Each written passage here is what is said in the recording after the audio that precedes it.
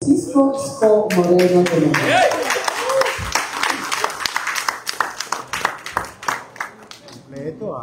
Welcome to the signing ceremony of the City of Manila's budget for fiscal year 2026. Witnessed by the City Council, headed by our presiding officer, Vice Mayor Chi Atienza, our Majority Floor Leader Councilor Mon Yupanco, our Minority Floor Leader Councilor DJ Bagatsin, and the Chairman of Committee on Appropriations, Councilor Paul Zoica.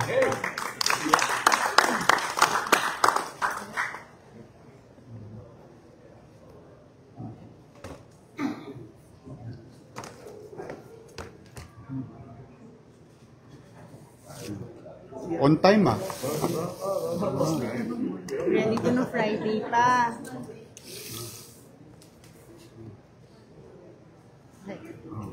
Thank you good afternoon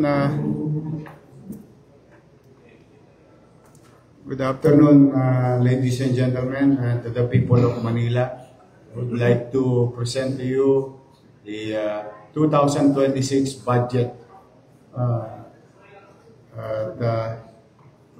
To have a brief of anong tatahakin ng lungsod ng Maynila in the next 12 months of our life for 2026. Again, it's going to focus on MBN, minimum basic needs. That's what we prepared for the Sangguniang for approval, which will focus on healthcare, housing, education, and job creation. Doon pa rin tayo nakatuon. Malaking portion nito ay nakalaan sa social services. Again, MBN, it's one way of pataasin ng antas ng pamumuhay ng ating mga kababayan. Particularly, the health sector. Sila may biggest chunk. Because as you all know, mahirap magkasakit. Napakamahal magkasakit. In fact, marami sa ating mga kababayan, particular na yung mga matatanda natin, kailangan ng mga maintenance. As you heard a few hours ago, I already directed again the CGSO to provide and resupply of our Ensure Milk. These are milk supplement for our elders and our sick patient in our hospital. So meron na tayo naibigay sa mga senior citizen, meron pa tayo extra for our health centers and our hospitals. Para na sa ganun, may mga pasyente tayong mga kailangan, hindi na mapagastos yung mga pamilya nila.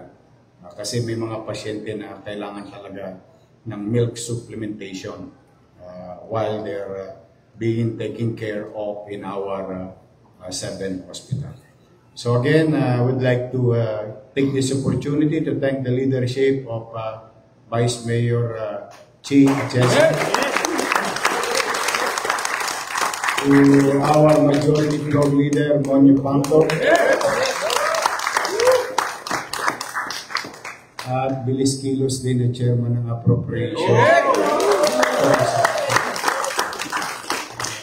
Bilis. And this will be submitted before the office of DBM. So hopefully in the coming weeks and months, before the end of the year or early part of the year, this can be implemented. So good luck to us, and may awa ang Diyos, maitawid natin itong October, November, December for our employees. Medyo kinakabahan ako ng kaunti. Malayo pa. But let's just do our best and let God do the rest.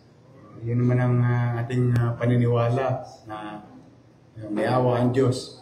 Makakaraos din tayo. But with regard to our PYOs, I think we are now more than 31%. To reassure those companies who dealt with the city government, rest assured, the previous obligation in 2022, 23, 24, and even on the first 2 quarters of 2025 will be addressed by your city government. Ang tanong lang naman dyan, kailan? But one thing is for sure, kung ano ang obligasyon ng nakaraan, tutok din natin on top of our obligation to the government financial institution which benefited the city of Manila. Kaya pumanatag lang yung mga pinagkakautangan ng lungsod or what you call commercial obligation. This may take time but we recognize it and we owe it. Yan, at least kung meron man kayong kapanatagan na matatanggap, kikilalanin namin yon mga nakaraan. But to the people of Manila, pumanatag kayo na wala na rin yung mga unnecessary JO that cost us so much money, and we are really trying to spend whatever is left and whatever is earned, we try to spend it efficiently. And hopefully we are on the right track so far for the past months with regard to our target that the city will heal in the next 3 or 4 years. Yan po ang projection ng maging positibo na ulit ang Manila. For now, we are operating at negative.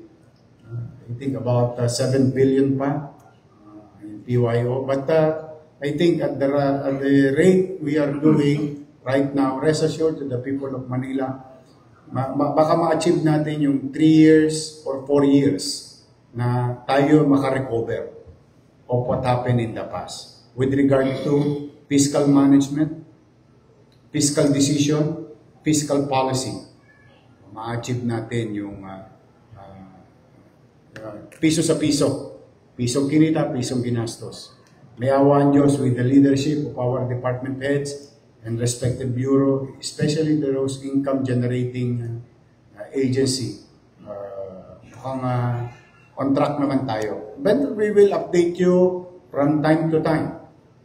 Are we on target or curing and healing the fiscal situation of the city? But for now, whatever, again, ulitin ko, whatever is there, nakapokus sa tao. Tao muna ang makinabang, direct lang. At yung mga unnecessary expenses, hindi na muna natin tutugunan. Doon muna tayo sa pangunahing pangangailangan ng mamamayan sa lungsod ng Manila. So muli, thank you very much, Madam Vice Mayor. Beautiful and talented.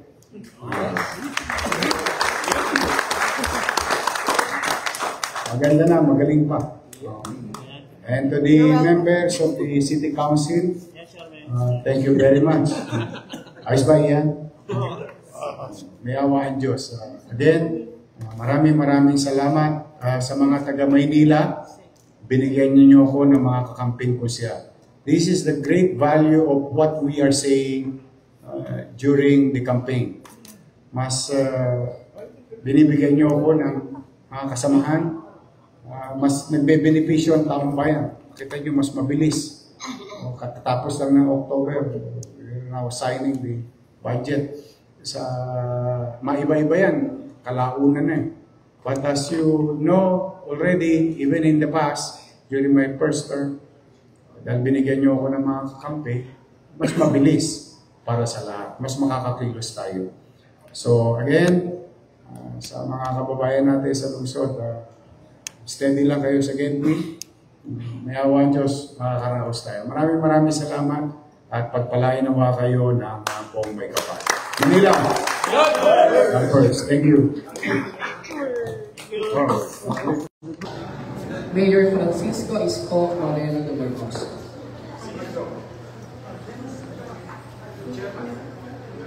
So, patapos po tayo with the City Council.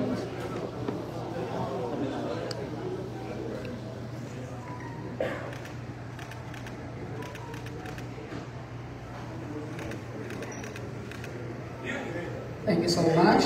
Next, tawagin po natin din for photo ops our finance team.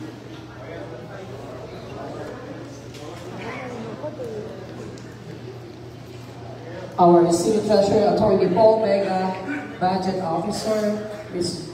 Georgette Aquino, our Bureau of Permits Director, Mr. Levi Facundo, our City Accountant, Mr. Jonathan Galvin, and of course, our Secretary to the Mayor, Manuel Alzarta.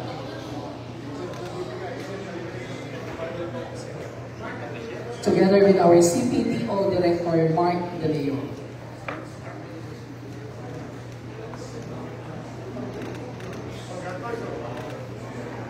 Pagkatapos po nito, lahat po ng ating department heads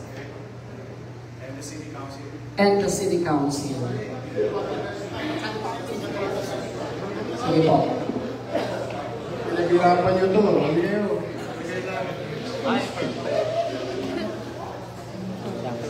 Then, standby na po ang ating mga staff from the City Budget Office.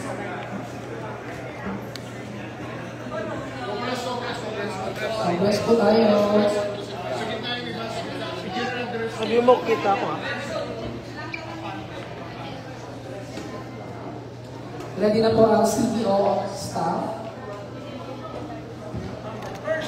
Okay, Thank you po.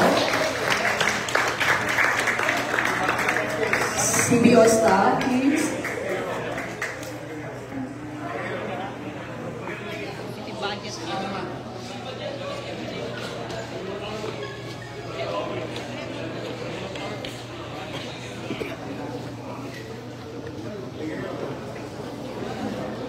Sige po, pasok lang po. Ganito po.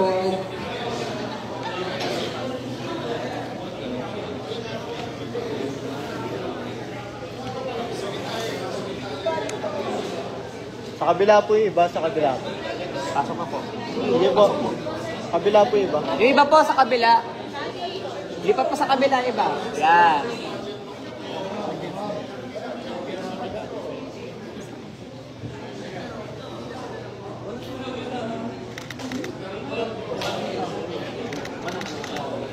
God first po.